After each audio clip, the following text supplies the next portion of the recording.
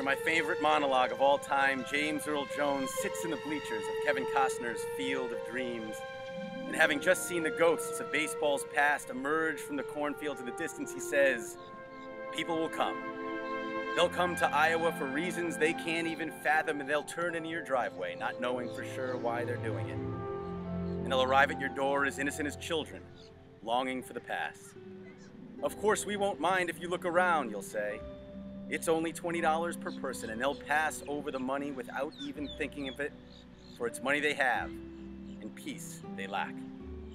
And they'll walk off to the bleachers and sit in their short sleeves on a perfect afternoon and find they've reserved seats somewhere along the baseline where they sat when they were children. And they'll cheer their heroes. And they'll watch the game, and it'll be as if they dipped themselves in magic waters. The memories will be so thick they'll have to brush them away from their faces. Oh, people will come. The one constant through all the years has been baseball. America's rolled by like an army of steamrollers. It's been erased like a blackboard, rebuilt and erased again, but baseball has marked the time. This field, this game is a part of our past, and it reminds us of all that once was good and that could be again. For many, baseball is, as James Earl Jones said so beautifully in a film I can barely talk about without tearing up, it's some sort of mystical time machine that allows us to see the world through simple, peaceful eyes.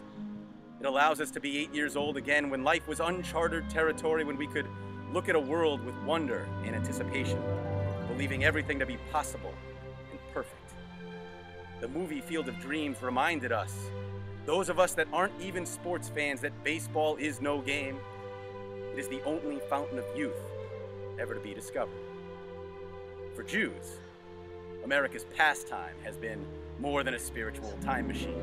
Between 1890 and 1924, over 2 million Jewish immigrants poured into America's cities, the majority settling in New York's Lower East Side. And having been burdened for generations by restrictions and limitations and exclusions, these Jews, they came seeking more than a better life. They came in search of acceptance. As the historian Peter Levine writes, more than a simple agency of assimilation, sport, both as actual experience and as symbol, encouraged active participation of immigrants and their children in shaping their own identities as Americans and as Jews.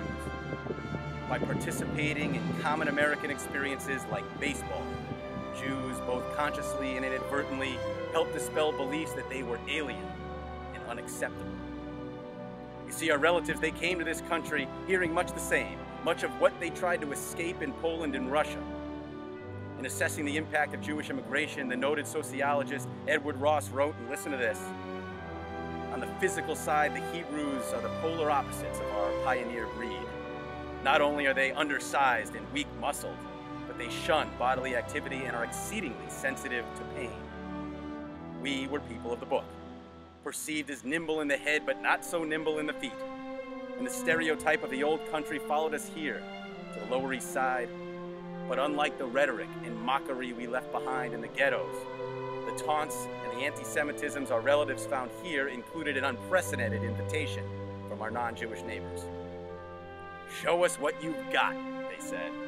"Show us what you've got in the workplace, in the classroom, and perhaps the quickest and most effective way to dispel stereotypes, show us what you've got on the ball field." And so by 1942, Jews had built more gymnasiums than any other immigrant group in general. Sports, and baseball in particular, became a gateway to the real gold that paved the streets of America, acceptance.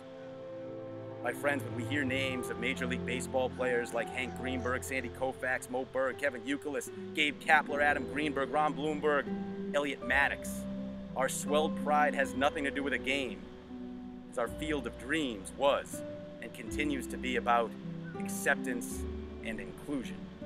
About a place where we can have a bar mitzvah, celebrate Shabbat, enjoy a Passover Seder, light Hanukkah candles, and not be perceived as alien and detestable. To be able to be Jewish and still be just as American. That's our Field of Dreams. The Jews in Baseball event being held at B'nai Aviv in Weston, Florida on January 27th is a celebration of progress. 100 years ago, America said, "Let's see what you've got," to 2 million immigrants.